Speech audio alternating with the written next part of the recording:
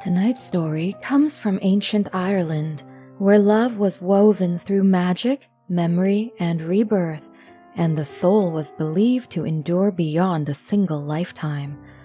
This is the story of Étaín. It is a tale of love remembered and forgotten, of devotion tested by jealousy and time, and of the quiet pull that draws two souls back together, again and again. Étaín was not born, she arrived.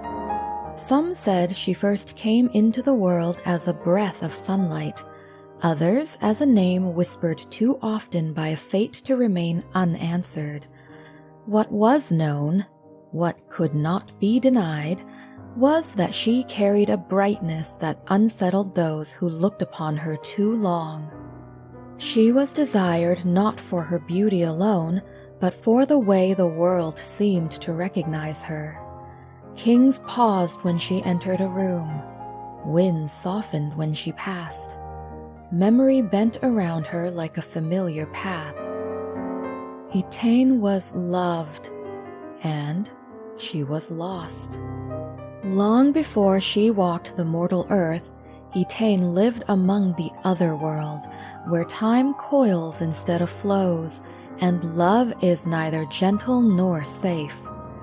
There, she was beloved by Midir, a lord of that shimmering realm, who chose her not as possession, but as companion.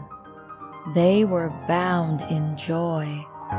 But love rarely exists unobserved. Another saw Étaín and wanted what was not his to claim, and jealousy, when left to ripen, becomes cruelty. Through sorcery and spite, Étaín was stripped of her form, scattered into wind and rain, broken into fragments of being. She fell, not once, but many times. She became a drop of water, then a fly, then a seed carried by chance into the world of mortals. When she was born again, it was without memory. No trace of the other world remained in her mind, only a pull she could not name. As Étaín grew, so did her beauty, and with it her renown. Eventually, word of her reached Eochaid, High King of Ireland, who sent for her not as conquest, but as invitation. Étaín became queen.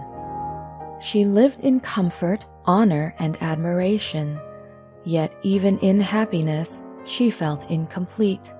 At night, she dreamed of places she had never seen, of music she could almost hear, of a presence just beyond recall. Meanwhile, Midir searched.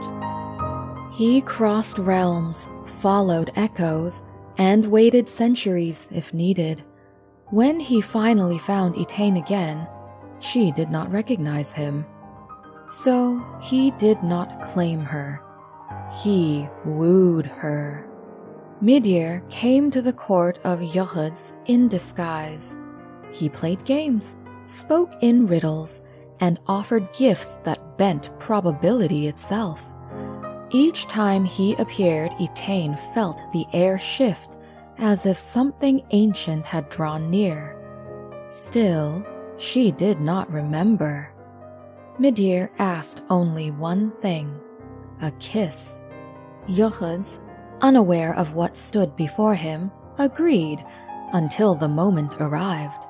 When Midir revealed himself, radiant and unmistakable, the king's courage faltered. He withdrew his promise, and in that refusal, fate tightened. Midir returned again, challenging Eochaid to a game of skill. This time, when victory was his, he asked for the kiss owed. Eochaid tried to delay, to bargain, to substitute. But destiny does not accept replacements. At last, Étaín was brought before Midir. When he kissed her, something ancient stirred. Memory did not flood back all at once.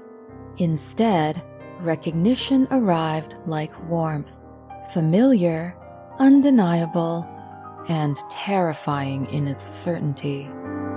Midir offered her a choice, not command, not enchantment, a choice.